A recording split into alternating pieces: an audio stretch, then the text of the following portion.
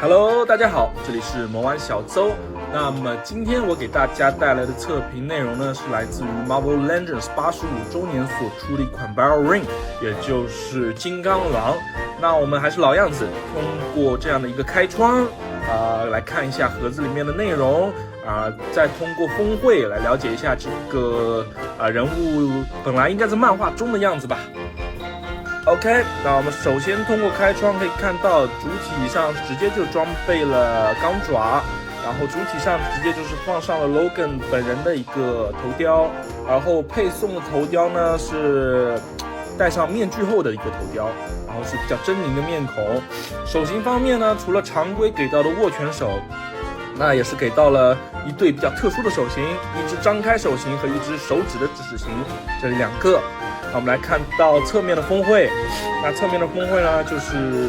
Barrel Ring 在漫画里面所表现出来的一个形象吧。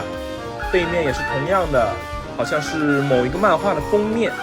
也是这样。然后，那也就废话不多说，我们把它拆开来进行一个细致的测评吧。OK， 那么我现在就是把盒子所移除所得到的所有配件也都一览无遗。那我们还是老样子，先从它的配件开始说起吧。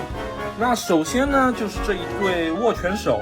握拳手还是比较平平无奇没什么特殊的设计，还是金刚狼为了伸出钢爪，在上面放的一些金属块。然后呢，讲到特殊的手型，应该是这个样子。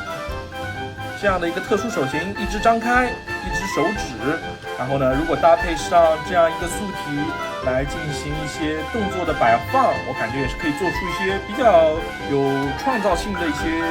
动作吧。然后呢，我们来看到它的一颗替换头，这个光我打得好一点，让大家看得仔细一些。那可以看到这次的面罩头呢，两边蝙蝠侠亲嘴的部分呢会小很多，不像之前的金刚狼会比较大，有点奇怪。然后呢，当然这也是还原了漫画里面的一个要素吧。然后呢，可以看到这是一张非常狰狞的面孔，同时嘴唇和牙齿的塑造，我个人是非常满意以及面部肌肉的塑造。非常可以，然后可以看到黄色的部分，通过一些对于褶皱的诠释来达到这样愤怒的一个效果。那背面有看到它是做了一个尾的缝合线，那也是非常不错。这个细节，这个头雕如果搭配上去会非常不错，待会儿我会给大家搭配一下。那么接下来那就是主体的一个分享了。那么首先我们还是来看到罗根本身的一个面雕吧。那么这个面雕我没有看过漫画，并不知道它到底还不还原。那如果只是对于罗根的一个刻板印象来说的话，毛发暂时我感觉还是比较还原的，但是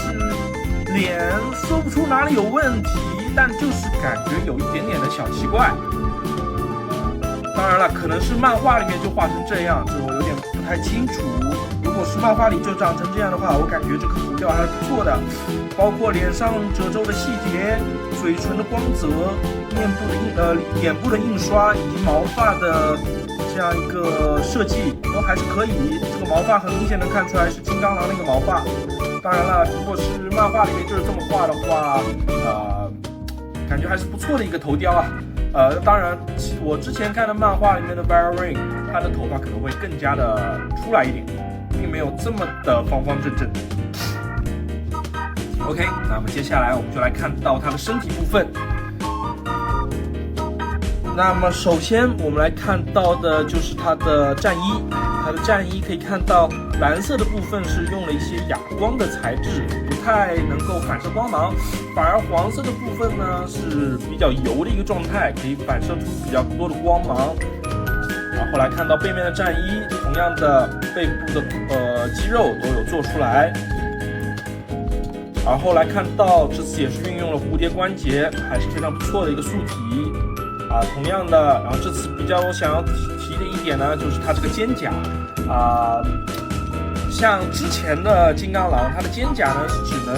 随着这样的手臂活动，而现在的肩甲它是可以自由活动，是它自由度会高很多。然后呢，正好也放在一起给大家看一下两者之间颜色的一个区别啊。因为打同样的灯光可能会有些色差，但是如果在同样的灯光下，它们的色差就差不多是这个样子。那我刚刚也说了面罩头的一个区别，大家也可以有所看出。那么接下来我们来看到它的腹部，可以看到是给了一个球形关节，但是这次好像是双关节哦，对，的确是双关节，还是非常不错。而后来看到腰带，也是 X-Man 的一个腰带，还原漫画，非常不错。而后来看到它的腿部，那也是正常的一个腿部。然后这次值得一提的是，也都是运用了无孔关节。那希望是孩之宝在之后的一些设计里面都可以运用到更加好的素体。然后呢，我不知道我是不是有点中奖啊？我只是刚刚拆盒，它的爪子好像就已经掉了一根，待会儿可能会拿胶水把它给粘一下。而后呢，这次的金刚狼和之前的有所不同的，值得一提的是，它的手臂上面多了很多黑黑的毛发的刻画，不像这里只是一些浮雕的设计，而这里直接就给这些毛发进行了一些上色，这个细节还是非常不错的啊。而后我们还是看到钢爪的话和之前的还是不一样，之前的可能还是太细了，然后有点太软。这次的钢爪呢，也是运用了宽体的一个设计，这样的一个设计呢，至于让这个钢爪更加的活灵活现，也不容易更加的不容易弯曲。OK， 那我们也就废话不多说，先来测评一下它的可动吧。那么首先是头部，不用多说，它头部没有任何的干涉，360度都是没有任何问题的。而后呢是手臂的一个侧举，如果不移动肩胛的话是90度，将肩胛稍微进行移动，甚至可以稍微往上抬一点。那么来看到手肘关节，由于是双关节，可以达到这样一个程度。由于被手套所干涉，所以它最多也就只能到这样一个夹角。而后我们来看到腰部的一个弯曲程度，虽然是双关节，但由于被它的腰带所干涉，其实它弯腰的最大限度也就只能在这里，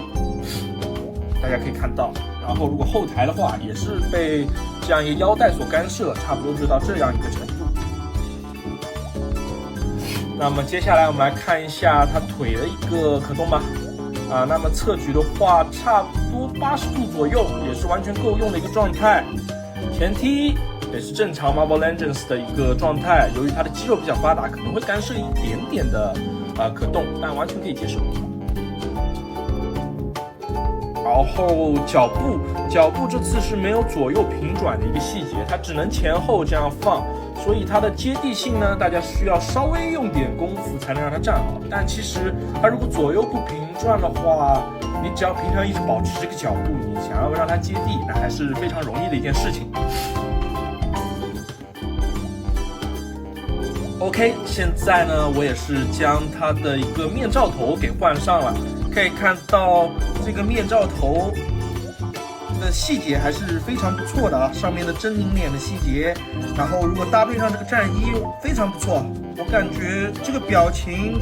这个头雕，我感觉已经是业内数一数二的存在了。就像你在闲鱼上面买了小作坊做的头雕一样，它的细节都是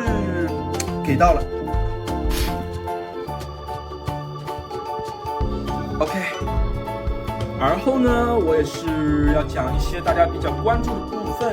那现在的市场价呢是在200加，也就是200到250之间。那我这个是200入的，当然是